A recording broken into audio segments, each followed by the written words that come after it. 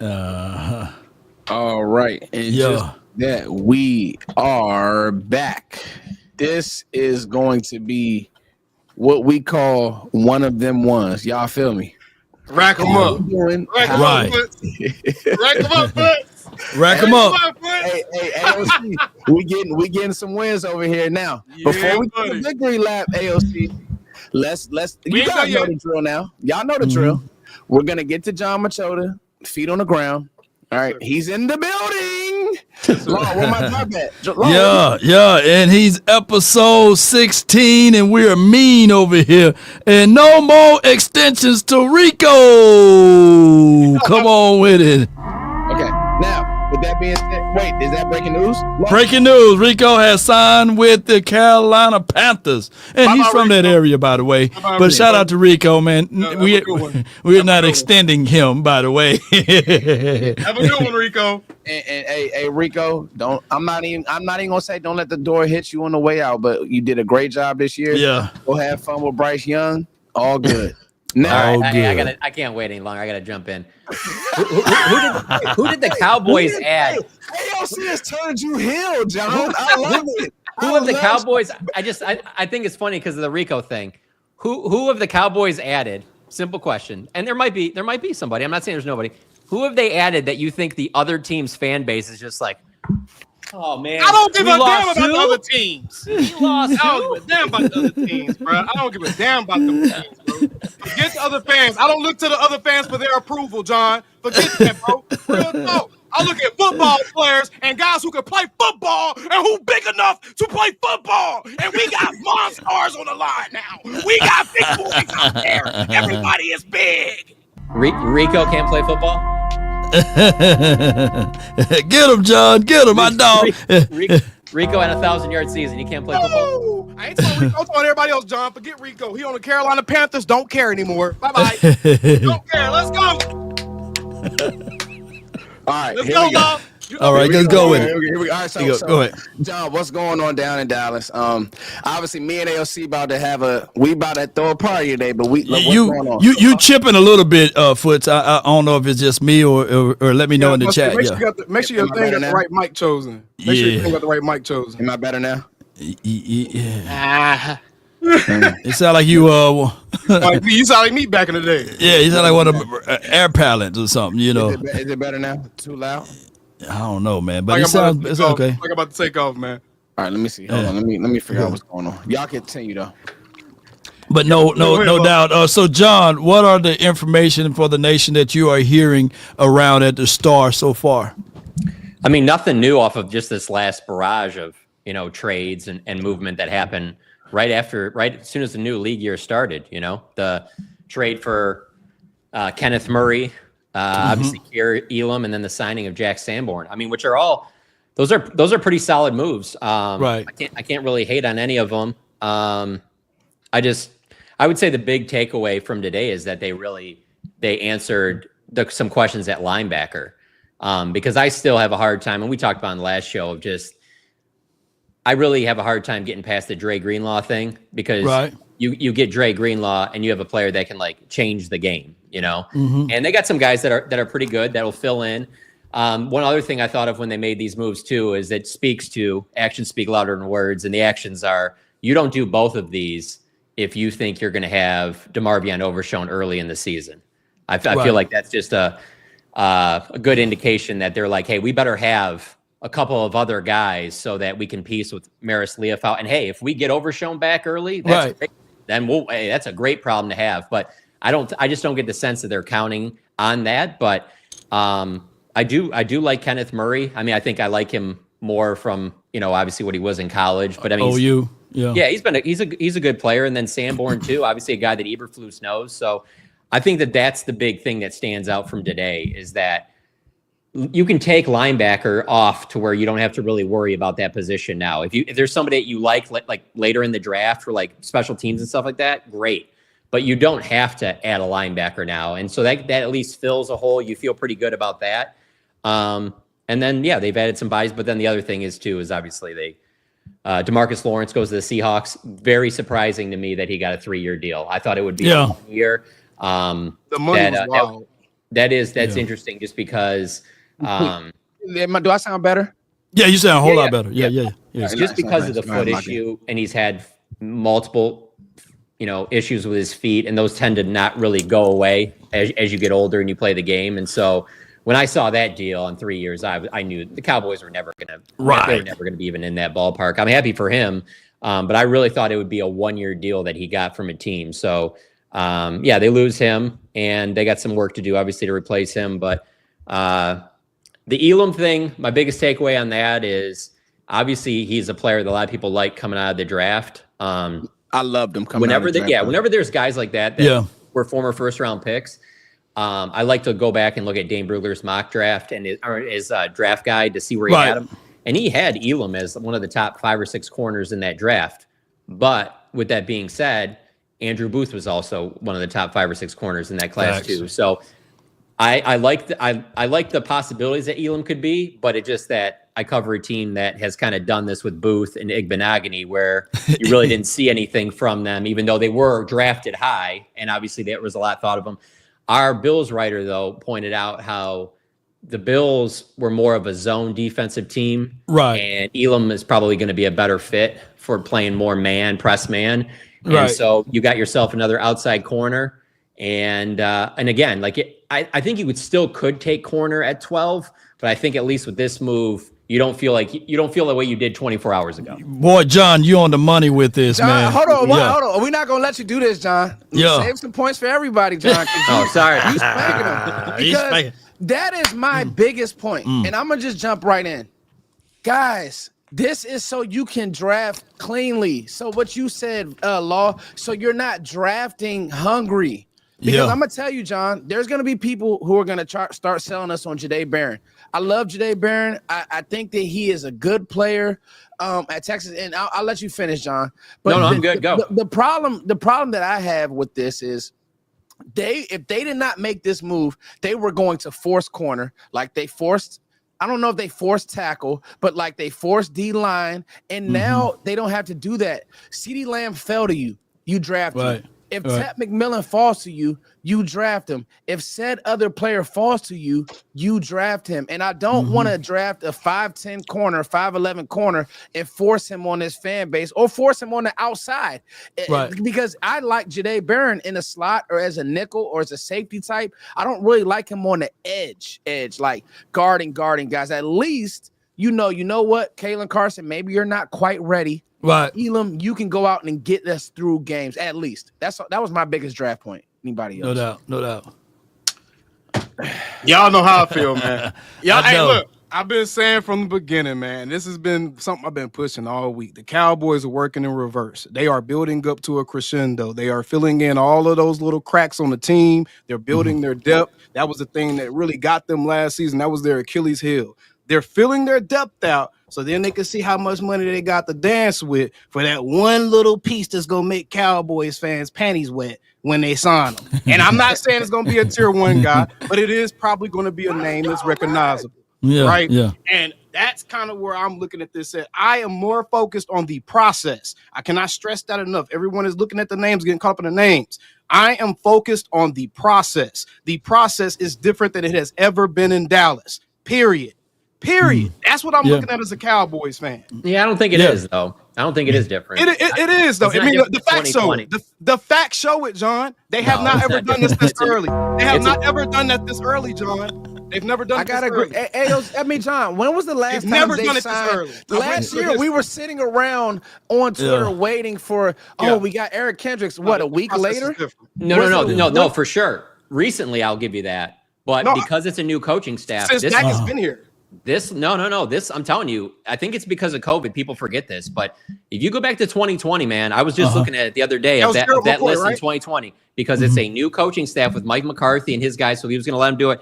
And I'm sorry, but the guys that they added at that time are way more impressive than anybody they've added yet this time. That was the Gerald McCoy year. They did Gerald McCoy 3 days after free. They did Gerald McCoy 3 days after free agency had officially begun. No, and that's fine. But I'm not talking about the days. To me, don't really matter because that's changing by the year with different teams doing stuff on Saturday. I'm talking about when you look at the names: Everson Griffin, Gerald McCoy, Don Terry Poe, Alden Smith, Clinton Dix, Andy Dalton. Those are way bigger names at that time than anybody that they're adding right now.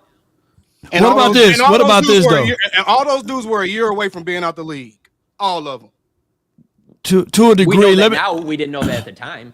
If you had a podcast at that time, you would have been going nuts. I don't know. Right. Look, like I said, I am not hung up on. I am looking at the process. I want to see changes in the process in which the Cowboys go about building their team. They are being more proactive this year than they have ever been since Dak Prescott has been here. That's what I'm paying attention to. Let me ask you this, though, John. You can go look at the transactions. I looked at it. Bro, the earliest they've ever done anything is like 3 or 5 days after free agency has begun. Yeah, right. But that's what you were saying. Though. Yeah. Hold on, real quick. The league has changed, though. Everybody will tell you that everybody is doing stuff earlier. It started way earlier this past weekend, where all of a sudden after the first, like that whole barrage of like the first top 10 or 15 names are already like gone. You're like, and even people that cover the league were saying, yeah, this is the earliest that they've ever had all these top guys go like that. So the league is also. And when have the Cowboys ever changed with the league as they changed? When have they ever not been 10 years behind? Well, I'm just going to say 2020, they really, that was the most that they've done. Let me ask you this, as far as the strategy, what's the notion of the Cowboys looking at former first-round draft pick? Is that like the selective, aggressive part, or this is just by a matter of circumstances, John? Well, I think it comes down to that. Those are guys that their scouts must have liked as well, or they wouldn't have interest in them. So there's that part of you that figures, hey, we'll get them on a 1-year deal, and they can, we can see what they have here, Most of the time, it doesn't work out. Let's be honest. Not just with guys that come here, but guys that from here. Nobody's hearing anything about anything that's going on with Kelvin Joseph on the football field. You know what I'm saying? Like when Taco Charlton left the Cowboys, he didn't find it somewhere else. Tristan Hill didn't find it somewhere else. So there is a little bit of that where, like, I get what they're doing. You want to kick the tires, and maybe somebody like Peyton Turner is somebody that you guys really liked, and you just feel like, hey, he can fit into what we're doing. And but the thing is, though, too, with all these is that they all look at it that way because you can tell by the deals they offer. There isn't the Gerald McCoy 3-year deal being offered. It's a 1-year deal. They don't do any of that anymore. Run away. What's that? I think so too. But I'm letting you cook, John, because you making points. But AOC is too, because this is my thing. I know we're saying 2020, Gerald McCoy, all that. That's cool. But here's my thing, John. Just being real. I'm comparing it to what they gave McCarthy, not like, and was he here? He was here in 2020. That was his first year. That was his first year. But then I remember staff. Okay, that's why they did that. Okay, and I guess they're doing that now. But here's the deal: this isn't I don't look at this as it's a facelift. I don't say it's a new staff, even though it's technically a new staff, right? But the biggest holdover is now your head coach, right? And your offensive coordinator, because he was on the last staff, but he's the head man in charge. I think what is different for me is we could say they're moving swiftly, and all the teams in the NFL are moving swiftly, John. But last year, Dallas didn't move swiftly at all, and teams were moving swiftly last year. Dallas didn't do anything. Hold on. Nobody is arguing that what they did last year was the worst. That's the least amount you could do. Okay, everybody knew they were going to do more than that. Right. It's the restructuring CD, restructuring Dak, and making you think, hey, maybe we will be in on a Dre Greenlaw. Maybe we will be in on a Kinlaw. Maybe we will be in on somebody that's actually like, a 3-year, I don't know, $30 million, $40 million deal. And we haven't seen that. Coming. So it's coming. Maybe a trade or something will happen. Right. That's the one thing I keep wondering, because the spot for me is number 2 receiver.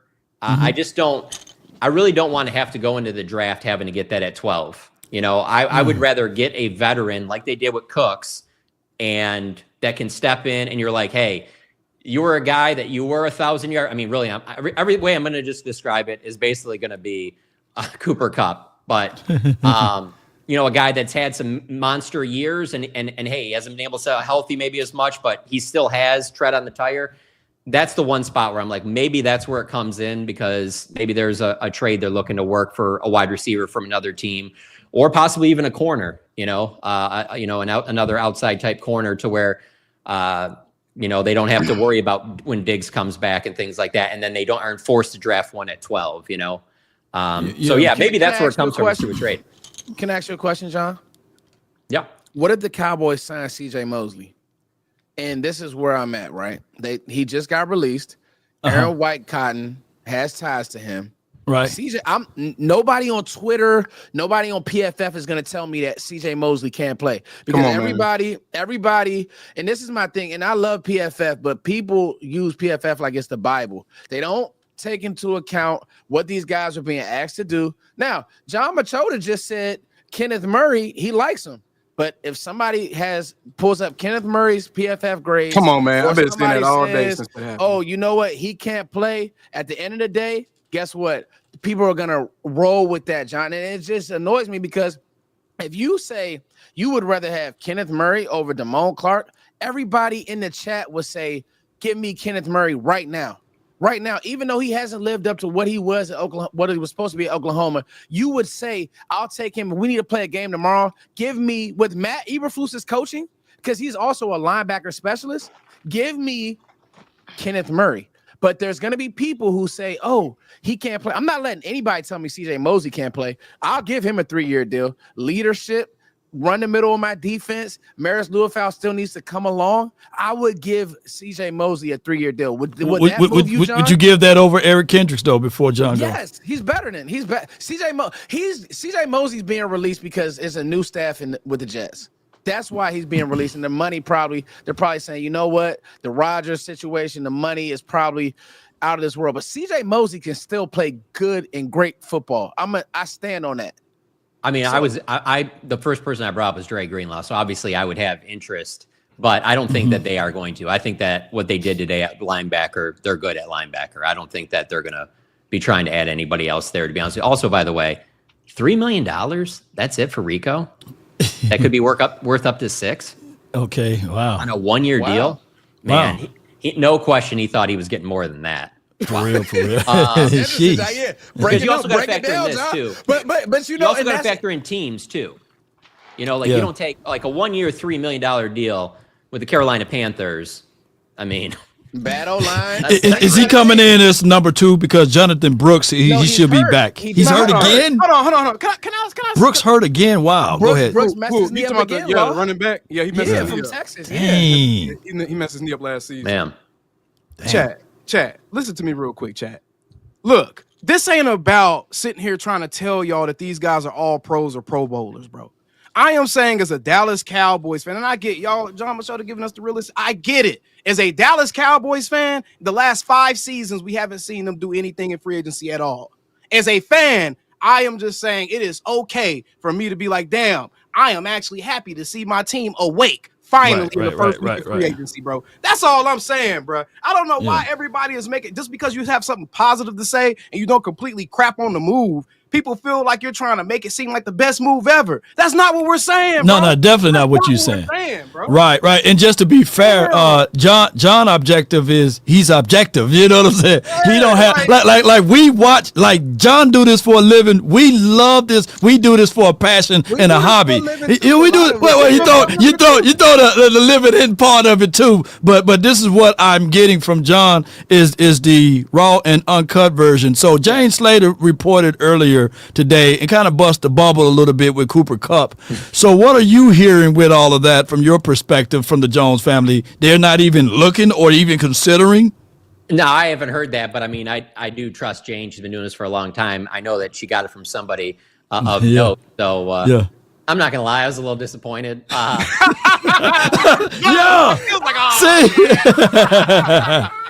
the type of player that, again, like, because when I look at what they're doing right now, my biggest thing is just how can they fill as many holes as possible to get you to that end of April and not have to be like, all right, we still got to fill. Like, if you can get to April, especially with, by the way, what happened yesterday with, I mean, we knew they were probably getting 4 compensatory, but to get them, all those 5s, you know, obviously they used 1 to move. But like the fact that if you just had 4 areas that you had to fill, with, let's say 9 picks, because what if you piece 2 of those 5s together to get into the 4th, you know? If you had to fill 4 holes, you'd feel pretty good about it because you're just like, yeah, I feel like I get a starter in the first 2 rounds, maybe a starter in the 3rd, and then I get another spot in the 4th. And I know that is their goal. That is the way they operate. I mean, really what it comes down to, this shift happened after the Brandon Carr deal in 2012, because then what happens is in 2014, they change over the way that they're drafting. Right. Okay, so Will McClay takes over, and they had all that success in 14. And really, so you look at it, they haven't really changed from 14 until now. Like they really, the way that they've built the team, it is really to go into the draft not having to really reach for anything. And obviously some years they've needed to do it more than others. My argument to that always has been like, okay, since 2014, if you look it up, they have the 10th best record in the NFL. So they're better than some teams that have, I think that their record in the last 10 years, well, since 14, so 11 years, it's even better than the Niners. Now, of course, the Niners have been to a couple of Super Bowls, but I just feel they look at that and they're like, no, this is how we're just going to do business this way, where it's like, you just would like to see them, hey, let's, that's why I say with the cup thing, like that would be the type of move right there. Like you do something like that. And maybe that is still something to be out there. I don't know what Cooper Kupp's market is right now. So who knows what ends up happening with that. Another thought, Chuba Hubbard is actually the starter in Carolina. I was just looking that up. So if I was Rico, I probably just would have tried to work it out. Like I don't know what he was thinking, bro. Hey, AOC, and this is what kills me. And these same fans because it's crazy. Oh, we let Rico go. Yeah, oh my gosh. How we let Rico walk? Nobody wanted him. Shut up. Well, my whole thing is, AOC, me and you are definitely in the same boat on Twitter. I've been called everything fuss. You don't know what you're talking about. You're too positive. And it's why are you positive for, I don't know. Why are we positive for trying to just make sense of it? Because when we started this show, John and Law, and now I got to call them out. Let's get confrontational. Oh, I don't see Dallas doing anything. And now, 3 days in, they've made how many transactions? Like 7 or 8. Bro. Wait a minute. And now, any of these egg worthy? Is any of these picks egg worthy? It's coming. It's coming. Trust me. I'll smash it on my head. I'll smash it on my head. Yeah. On your forehead. You're going to have a fetus on your forehead. Trust me. Nah. It's coming, Law. They haven't done anything that you wouldn't expect them to do. Coming. That's where I'm coming from. Yes, they have. They woke up. They woke up, John. Y'all know how expensive this is. This is a very expensive egg. Based off the last 4 or 5 years. Based off the last 4 or 5 years. They've not done enough. I haven't expected them to do nothing. They have not done enough as an organization for you guys to put the trust in him that you have. And nobody's trusting him. Nobody's trusting him. I'm objectively seeing a difference in procedure. That's it. I'm not trusting nothing, bro. But see, to be fair though, I watched Eagles fans and they got AJ Dillon. They having a parade. They happy about AJ Dillon. So I looked up AJ Dillon. He had 0 across the board last season, and we crying about Jonathan. What was his name? Williams. Javonte Williams. We cried about him too. So hey, it is what it is. Only Cowboys fans have to be overly objective to a fault. I see. That's what it is. Only Cowboys fans have to be so objective that they're negative before they're reasonable. That's what it is. That's what it is. I mean, I gotta stick up for the negative fans because I get where you're coming from. I get where they're coming from. They just the organization is not giving you enough to be positive about. They just haven't. Lived through it. We've all lived through it. If you're so miserable, fan, look at me. If you're so miserable, and it's been 30 years, don't you want a damn break from being miserable, bro? Just one day, huh? If you're that miserable, you don't want a break, bro. I want a break. It's been hard out here. John, let me ask you this though: is it truth that like if it's trades and these are not free agent moves, that means the front office picking up the phone and they're doing their due diligence at least, right? Yeah, they're picking up the phone and these are trades, right? Yeah, they would have to be. I mean, that's what happened.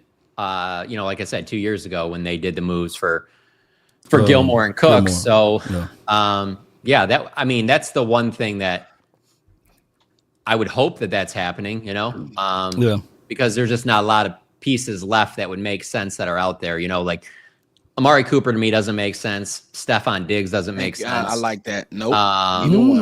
Neither one. I'm trying Keenan Allen. No. Yeah, it doesn't really do anything for me. Keenan cannot play anymore. I'm just now. Now I'm gonna tell you when I see, and this is where the disconnect is, Law. And you know what? Put a pin in this. Put a pin in that, John. Let's a lot of super chats. Go ahead. We got a lot of supers. This show is smoking. And just quick housekeeping note, guys. Go click the subscribe. We have 5. Go click the subscribe button, guys. Hit the like. Nobody's bringing y'all pressure like this. We have a reporter inside the building. Yes. And you have 3 of the best in the content game. 3 of the best. I stand on that. Like, you cannot go anywhere in the nation without mentioning AOC, Law Nation. Numbers don't lie. And don't even talk. I don't even want to be in that because I'm in the draft world. But these 2 right here, they do it on a P level. Now, let's get to these supers. We want to make sure that we bang these supers because and Bet USA. Thank you for sponsoring this channel, Bet USA. We love you all. All right, here we go. Josh Bryant. John, can you list the Dallas current starters? John, I just tweeted out the other day. John with the spice. It's Dak Prescott. Yeah. Right now it's Javonte Williams, but I think it'll be a back that they take in the 2nd or 3rd round. I would love for it to be Ashton Genty. Your wide receivers. Yo, Josh's face is so funny on this picture. No fun. No, Josh, thank you for watching. But like the face you making is like you pissed right now on this. You look constipated. CeeDee Lamb, Jalen Tolbert. Jalen Tolbert's your number 2 receiver right now. John, we know John. Don't do that to us. Don't do that. Man, they won a free agency, man. Mingo, come on. Here, man. Mingo, come on, keep going. I'll tell you how you answer all these problems right now. Is you trade next year's one and you trade this one and you go up and get Travis Hunter. But anyway, Jake Ferguson at tight end, and then your offensive line is Guyton, Tyler Smith, Cooper Beebe, Brock Hoffman, and Terrence Steele. Okay. All right, here we go. Let's move on. Are we letting the Jones off the hook? No, we're not. No, we're not. No. That's where we've gotten. John, don't even make that face. Okay, me and AOC. See, I see what this show. I see what this show will turn into. This going to end up being a ghost show. Let's move on. Yeah. John, please let these people know. Please let the people know. Please let the people know all these moves are just going to allow these 2 drunk clowns to tell us they made moves. Okay, thanks the truth. You need to We're clean drunk. up with your dirty ass earlobes, bro. I don't even drink. Hey, your AirPods must be shoved so far up your ear you can hear the damn sound. Hey, the truth. On your Thank you, bro. I'm gonna get some more liquor, man. Come on, man. Hey, I don't even drink. I was actually telling him I'm just breaking fast from Ramadan, even though I'm a Christian. I'm doing Ramadan with some of my Muslim brothers. I'm actually over here sneaking cashews because I'm so hungry. You didn't pick your labia up and quit crying all day. Here we go. The only thing that Joneses did differently was sign 3-tier guy. Okay. All right. So you know what, John? John has activated negative group chat. Thank you, John. But thank you guys for the supers. We thank you and we appreciate you. Okay. A piece from every position except positional wide. Okay, we'll see. We'll see with that. Cowboys Nation, Lou. Thank you. I'm glad John is on the show. He gives us a non-biased. That's the same person, John. Don't feel good, John.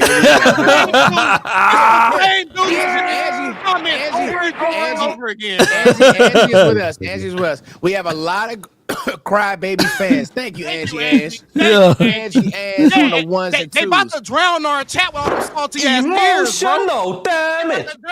All right, keep going. We have a lot of emotional. We have a lot of crybaby fans when they know they're gonna tune in regardless. Absolutely, Angie. They're not going nowhere. That's why they here because they want the best, and we're gonna give it. Come on. Do people not realize this will make? Yes, let's go. Big yes, Blitz. Thank you, bro. Yes, bring us some heat with $10. Pause for the name though. Go. Do people now realize that this will make the draft easy for us? And that's what I want to get to. Get your own feelings out of it. Damn, we can now get the players we want and not have to reach in the draft. Claps. Go over. I got AOC. We got you. That's what I'm saying, man. He brought it out. He brought it out eternal dynasty with all the in an abusive relationship, a non-abusive act is seen as love. Okay, I guess that's for John and his negative fan base. John is a breath of fresh air. We love John. Hey, we go. I'm gonna get John a hoodie that say negative John, a voice for the negative fan. All right, here we go. Come on, go ahead. All right, so listen. So now they're tier 4, guys. Now they're tier 4.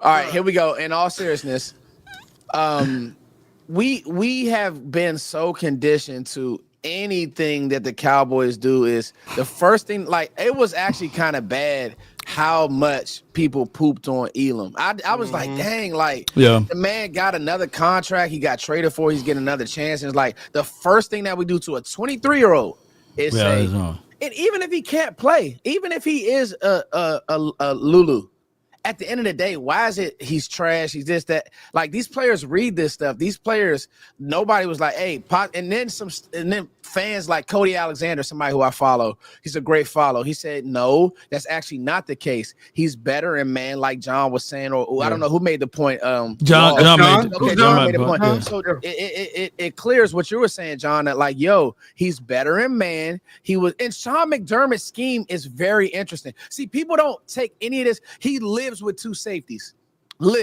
He wants a certain type of guy, so maybe they didn't have him pegged a certain way. I just think that's where we are. But for me, even if they don't get Cup, I still think these moves allow you to draft a certain way. What do you guys say to that? All I can say is Lululemon. That's very expensive workout wear, you know. So if he's Lulu, then he's expensive. I didn't know he was 23. Young, man. He's young, so that means he went into the league 19, 20, you know. So he's been very young. But I can say is when I'm looking at the Bears defense from where the Eberflus was over with, I'm looking at Jalen Johnson.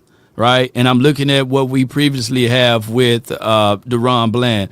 If Kaiir come here and perform pretty well, it won't be an element of surprise, especially at 6'1", 196 pounds, who runs a 4.39. So I think that even with this change of philosophy and defense, I think this will work out. And if he's on the side where Parsons is at, you know, the ball coming out 2 to 3 seconds, and he's a better. I was watching his grade. I watched his grade. He was good at stopping the run, believe it or not. So he's willing. He's a willingness tackler. So I like that. Yeah, I like that. I watched all of his pass attempts against him already. Yeah. I went NFL Pro. Watched all his pass attempts against him last season. Come on, good. He is a amazing tackler at cornerback. He took Derrick Henry down 101 at the line of scrimmage, bro. Break it down, bro. 101 at the line of scrimmage. Tell us about him. Press man corner. Press man corner, plays on the boundary, comes downhill with a head of steam. Great tackle, great fundamentals. That press right here, bro. That press right here, man. Real talk. Butt towards sidelines. I'm gonna get redirect. Yes, indeed. Yes, indeed. Come on with it. And even when passes are completed on him, he's in the frame. He's in the frame. He's in the frame. You can work with him, bro. You can work with him. Hey, talk about those interceptions he got in the postseason too. Two interceptions in the playoffs. One of which came while his team was down 20-24 against the Miami Dolphins in the fourth quarter in Miami's own territory. Kaiir Elam got a pick, changed the field possession, completely changed the outcome of that game, bro.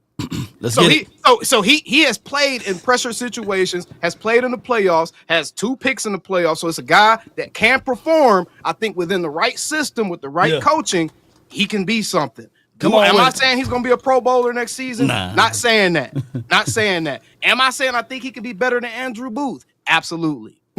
Absolutely. Come on with it. Yeah. Where are you guys with Carson? Like, I've seen some people today that are just like completely like write him off. Whereas like I don't know. I think the sample size is still too small to know if what he can be and stuff like that. I mean, he dealt with injuries obviously last year, so he's got to be able to play through that. But I don't know. I always give them the benefit of the doubt because of the fact that these are some guys that found Orlando Scandrick in the middle of the draft. They found Deron Bland. Corner's just so. It's tough to project. So here's the thing with Carson. People got to remember when Anthony Brown was drafted, Anthony Brown's another good one, early. The thing and he was fast. Remember, John? Put me out there instead of Carson, baby. Yeah. Come on. Oh my gosh, bro. He could run, John. I think the issue that I have with Carson is, bro, he looks slow. And that was kind of the deal on his tape in Wake Forest. He just couldn't run. And he crossing alone, bro. But why would you think that they feel so comfortable to start him week 1 then? That you know what it is, John? Because he had a great camp, and again, we overrated how good we think maybe Tolbert and y'all gotta remember and Brooks and Cropper he was dealing up. Let's really talk about. And then you know what, John, John don't help. Y'all know John don't help because at the end of the day, John tweets these videos out. We make content about the videos that John tweets out. So when Tolbert has a catch and the fan base goes bananas, and we're like, oh man, Tolbert, he's ready to make a jump. He hasn't made a jump. And we see Kalen Carson break on a pass that's, intended for Tolbert. And we're like, oh man, look at what this rookie did to Jalen Tolbert. I'm here to tell you, in no defensive meeting room has Tolbert's name even been mentioned. It's literally CD, get CD to the ground, and everybody else we live. So that's probably, and you know what, John? I think that Carson's probably better inside because you could hide some of that. On the edge, bro, it's tough, I feel. Yeah, if he's going to play slot, John, if that's going to move him over there, then at least he can play with leverage with linebackers and safeties. And he's going to, what fears me about Carson is his willingness to tackle. I think that he needs to be able to get back on those sledges. But we'll see how this coaching staff is going to train and teach him up, opposed to the last one and the previous one. Yeah. Y'all better leave Carson alone, man. He already said the best response is no response. Law, he done heard you. He said the best response. He said the best response is no response. So his DB coach followed me, man. So there it is. I mean, listen, Kalen Carson, the DMV kid, I want him to do well. Right.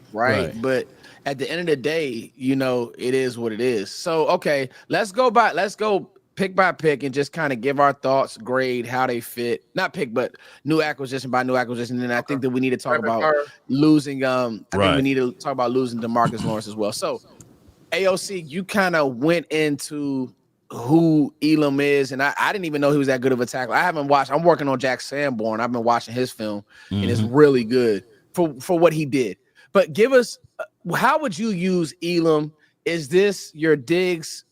Because people don't realize, and this is why I got mad on Twitter, bro. Diggs is not going to be there to start the year. He's not going to be there. Clear. Yeah. Bone to bone, man. Talk about Elam and what he does at least to start the year. AOC. If I had to give this move a grade for what the Cowboys need, I would probably say a C+, B- type. It's around there. I think Elam is going to be a placeholder corner until we get whoever we draft. If we draft somebody or if we sign another person, he's going to be a placeholder for right now. Right now, he's penciled in to me as the starter on the other side of Deron Bland, bro. I hope we don't start the season like that because I think he's best served like kind of come off the bench, bro. Like give him a chance to keep developing a little bit. I think if you have him out there as your primary starter, you're going to get yourself in trouble a couple of times. But he's a gamer, though. He's not going to give up. Like I said, he's going to tackle. He's not going to be afraid to play football. But I'm just not trusting it as like, okay, we're good at corner now. We need to make another move for a serious starter. No doubt. If it's me, if it's my goal, I would say none of these picks that we picked up today or yesterday, what have you, focus on Elam. change.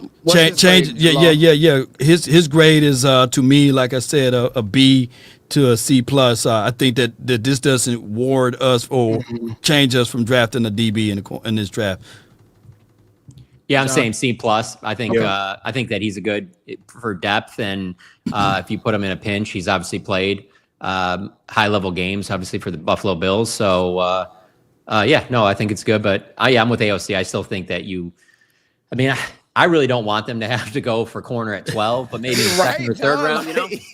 Yeah, I wouldn't mind a second or third round. Maxwell Harris to somebody. I wouldn't mind a second or third rounder, bro, at all. Yeah. What do you have? What do you have with it, Foots? AOC talked me into a C+. I mean, but it was so crazy because I got attacked hard. He sucks. And I was like, well, hold on. Okay. Is he that bad? And then, of course, level has, prevailed. It's like, and AOC, please put that film out because I didn't know he was a great tackler. Like I have like 4 or 5 minutes already. I can drop it on Twitter after this. Yeah. Yeah, because here's my thing too, John, and I had a Bears guy on, and he talked about what Eberflus is big on. He doesn't do a lot of disguising, which Sean McDermott does. That's like his bag. He likes to do different zones and stuff like that. But what he is big on is fundamentals: run to the ball, tackle, be where you're supposed to be. And he actually played more man last year. Everybody thinks Eberflus is heavy zone. He actually played more man last year based on what he had personnel wise. Okay, Jack Sanborn. I'll start. I remember covering him coming out of the draft, and I got to tell y'all, he's not going to do anything special. Like he's not a Blazer. Somebody tried to argue me down on Twitter again to say that he wasn't good in coverage, and I said that's not true. Now, if PFF is telling you that, then PFF doesn't know what they're talking about. Again, I've gotten really cool with Bears people. Why? Because of the Genty stuff and this, that, and the third. But Jack Sanborn could be your Will McClay steal. All right, and again, I want backers and defensive players, especially on the front seven from Wisconsin. Like those are the guys that I want. Natural leader, great in the locker room. They said he's going to run the locker room. He's going to be where he's supposed to be. He is that Sean Lee type. Probably doesn't have the same ability as Sean Lee. Yeah. But he could play Mike. He could play Sam. He could play Will. He can so his best thing, and I'll shut up, instincts. Great instincts. He knows the play. He knifes. He makes the play. So I give this one a B- for sure. How would you compare him to Zach Bond? So the difference between Bond, I think Bond runs a hair better, but I think that Jack Sanborn is 24 years old and can get better. I think there are Bears fans legit pissed behind this move. Extremely upset. And obviously he's going to come in. He's going to help you out on teams. You don't know when Overshown is going to be back. But I think that it could be that his ceiling could be that AOC, because again, has he played with a Micah Parsons where things are sped up? No, he hasn't. Like the defense works together. Right. And so people don't understand Mike affects a lot on that defense, y'all. He really does. So that's my grade. What's y'all's grade? Y'all got it. I give it a C+ because this is like a placeholder until I think this spot is Overshown. I think it's more than a placeholder. I got to tell you. But we can argue about it, Law. But go ahead. Right. I think it's about more like I say. I think Mears was coming along. If anything, the Cowboys love their draft picks. I think that Mears will be a guy that's going to be at play as well as Overshown. So the only reason why I'm saying is the placeholder until those guys get activated and going I like what I was able to see only from a highlight base. I got to go and watch the film and see what all he does as far as shoot through A gap and B gap when it's necessary. But I do know one thing. If it's a situation with Matt Eberflus and these linebackers, if we can go ahead and just go to sleep on them because they're going to play up to par. And if anything, the linebackers is okay, and I like that part of it. And I like the pickup with both of the linebackers more so than just one. But go ahead, John, your turn. Yeah, no, I don't really have a ton to add to that. But I'd say, I agree with you on C+. But I just have to address them because everybody keeps mentioning in the chat. So Micah tweeted, "It's my time." I can be completely wrong on this, but I just have a strong feeling that when his deal gets done, he will not be the one tweeting it out because his agent will not tip him off on that until it's absolutely done because he does not want Micah to be tweeting stuff out. So maybe this is Micah tweeting that because he wants it to move along and there isn't much movement, but I find it very hard to believe that he'll be the one that breaks that. Man, let's go with it. Hold on. I got something to add with the linebacker thing. I think it's very important that we add this in for the viewing audience because this is important. And when you're looking at depth and you're looking at the roster and how it's constructed, Matt Eberflus runs a lot of base nickel. You know what that means? That means two linebackers on the field at once. That's 4-2-5. Right. So essentially, with these two moves, you have given yourself a full linebacker room now. It's full now, especially when Demo comes back. It's full. Damone Clark is now a casualty. No one brought that up yet. Damone Clark to me is expendable now. That's a cap casualty waiting to happen. So I like the move. I think I'll call Jack Sanborn like a C+, with a high ceiling. Hold on, AOC. I couldn't get you to get to a B+. I mean a B- with me. He tried to get you on the grading curve, man. They already calling me a steal in the chat. Yeah. Here's where I want to fight. Here's where I want to fight Law a little bit. Wait. We saying placeholder. Guys, I got to be fair across the board. DeMarvion Overshown, 2 season-ending injuries, guys. Are we forgetting about that? And I do want him to come back, but we have to be objective. He hasn't made it through a full season. He gonna play a lot of snaps, bro. Yeah, he gonna play a lot of snaps. But to be fair, was Eric Kendrick a placeholder though? By the way, was he a placeholder for 1 year? Younger than Eric Kendrick's, Law. Yeah, he's 23, 24. He's 24. This dude could come out here, right? And he could come out here in this defense. Let's say, okay, let me paint a picture. Let's say we go D tackle in the 3rd round, receiver, running back, right? You don't address corner, but let's say you get those guys and you just say, you know what, Bland, Diggs, Elam, you guys figure it out, but we'll have our D tackles, okay, that we just signed Osa. We have our backers. What if Sanborn, you can't get him off the field because he's good? What if Maris takes a step back in a new system? I'm just saying this guy he already has a leg up because but Sanborn don't change my mind on Jihad Campbell, right? He doesn't flip my mind on if the fact that we get I'm not taking linebacker round 1 now. I'm not taking linebacker round 1 right now. Bro, listen, your first pick, and John, you have not changed on this, and I respect it. It has to be a weapon. You can't. We've seen they can patch a defense together with great coaching. We cannot go into another year where the offense is CD or bust. We don't even know who's playing running back. I mean, they're almost pigeonholed into going running back and receiver round 1, round 2. Real talk. With Rico gone, Javonte Williams, another player who's had a major injury in his career. Come on, man. You're going running back and receiver round 1 and 2. What if you still draft a linebacker in the 3rd? Do you still have those same strengths with Sanborn? You know, get a 1 tech in the 3rd, bro. Get a 1 tech if you can. We got time to talk about it, Law, but I'm with I know.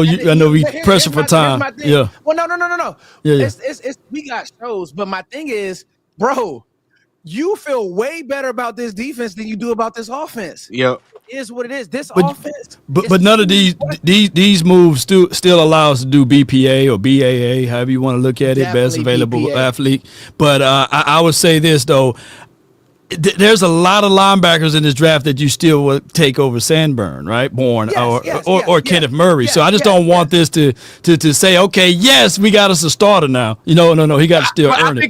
I think it knocks that position down the need board a little bit as far as like how highly you invest in it now. Because remember, we got holes though.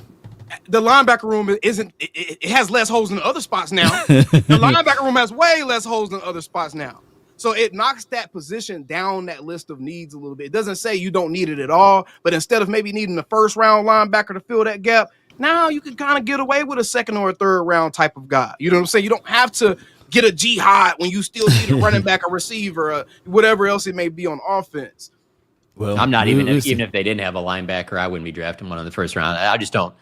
I would rather spend that on an edge rusher or a shutdown corner if I'm going defense. But with an offensive coach, first time as a head coach, man, give him toys. A lot of money. That's going to be a wide receiver or running back with that 1st round pick. If they stay at 12, he's going to want a weapon. I mean, that's his side of the ball. It'd be different if Robert Saleh got hired as their head coach. Okay, totally different. But with Brian Schottenheimer, I find it very hard to believe, unless, like I said, that they do some type of a trade for some major weapon where you're like, oh, well, okay, they got this guy now or whatever. But if they don't, man, I bet a lot that it's going to be a wide receiver or running back at 12. Before we get to Murray, because I honestly, it was a breath. They said John's a breath of fresh air in the chat. He was, because everybody told me again, Murray sucks. So I'm like, John thinks that he could play. I'm like, this is where the disconnect comes in. Not only in our fan base, but just in general in football. That's why I love this sport, because everybody has their opinion, but coaching matters, situation matters, like all these things matter. Now, I'll say this, Law. You cannot tell me that you want to go into week 1 with whatever defensive player you draft, whatever corner you draft, and Jalen Tolbert is your 2, Turpin in the slot, and Javonte Williams. Like, you, Law, have been doing this long enough. If you hand the ball off to Javonte Williams and Deuce Vaughn, and I like Deuce Vaughn, I do. Great story. Tiny Deuce Vaughn. I don't want him running the ball week one, I don't even want Javonte Williams as our only back week one. You're drafting a running back or a receiver with the first 2 picks. It has to be now. We hope so, because we got 10 draft picks, and the last time we did have drafting, look, it's been 5 seasons and 5 years, and we only drafted 1 running back, and that is Tiny Deuce Vaughn. And every single time when we was banging on the table for that running back, they came up with excuses. But to be fair, hey, I'm all on y'all. We all on the same page with this, though. I think that they should draft the running back early. I just don't know what the Cowboys are thinking of doing, though. I can't predict them. I can't predict those boys. All right, Kenneth Murray. I'll let John Machota start. Grades, Kenneth Murray, Johnny.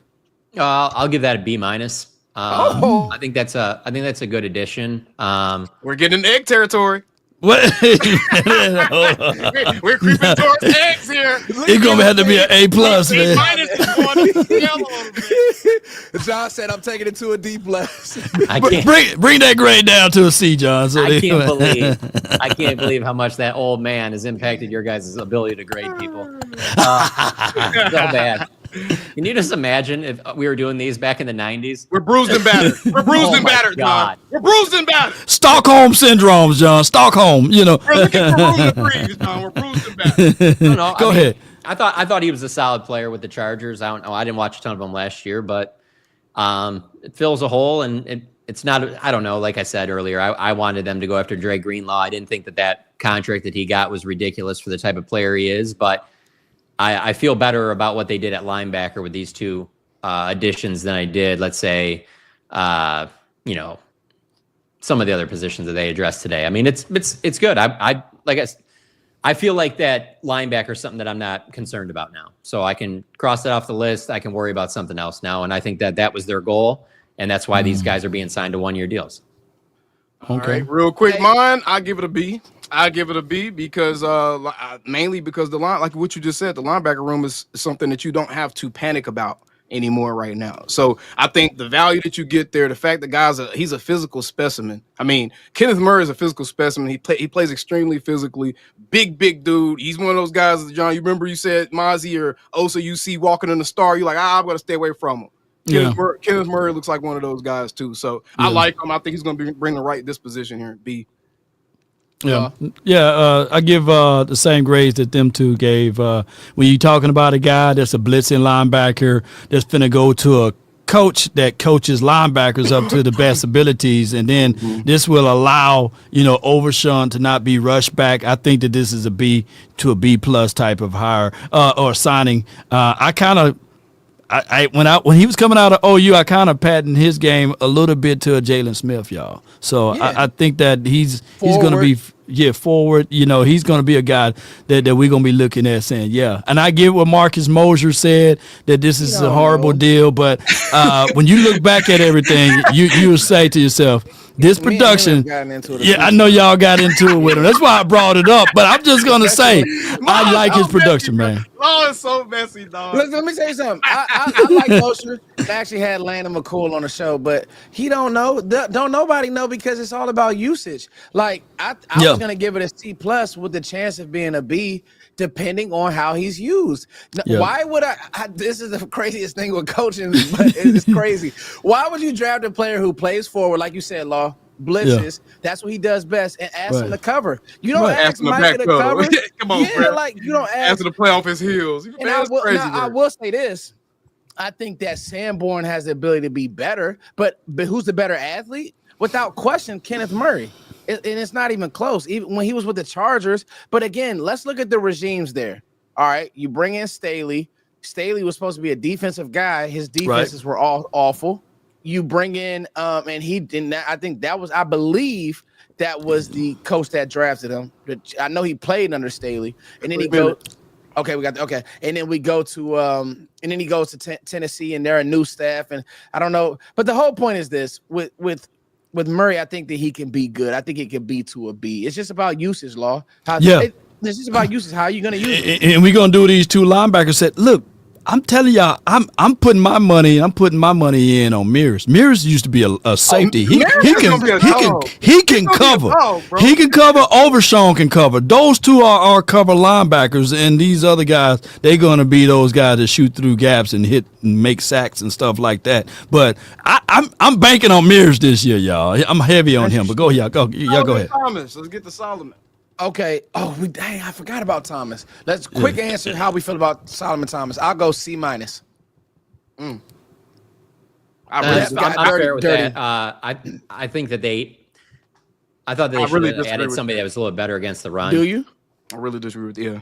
You really disagree? Yeah, we could bait that on the next one, but I would do a C+. Again, I think a minus, and we're splitting hairs. Plus and the minus. No, that's two sides of you felon in passing, buddy. You get to C-. That's a 60-something. You felon, bro. I see that. Like, I don't know how you guys feel about Puna Ford, but like I see that deal, and I'm like, why wouldn't you have done that? That's a good one. You're right. Yeah, it's a good one. I just look at it like this, and I know I'm finna get shanked with the butter knife, but I looked at Jonathan Allen. He getting $60 million, but in the last 2 seasons, Solomon Thomas had the same stat line. So exactly. I don't think that Jonathan Allen is $60 million more than Solomon Thomas. And Solomon Thomas not even going to be the full starter. He's going to come in a rotation. Yeah, he's going to be a rotational. And to make this a slam dunk is White Cotton know him, so he's going to fit right on in with this system, and this doesn't stop us from drafting that defensive tackle maybe in the second or the third round, AOC, like you said. Yep. All right, well, guys, what an amazing show, 700 plus.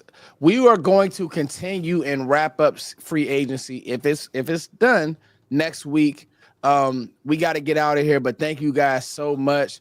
This is probably our best show. The flow was amazing. So thank you guys. Make sure you all like, share, and subscribe. Thank you for every super chat. We couldn't get to them all day, but we got Hill John, bro. We got Hill John up here. Back where it had John is different. But all right, guys. Romo. We love you all. Law, give us a drop and we're out of here. Yes, indeed, man. Hey, you guys already know how we go. And make sure y'all hit that subscribe button and check out us, powered by Bet US. Give me my theme music.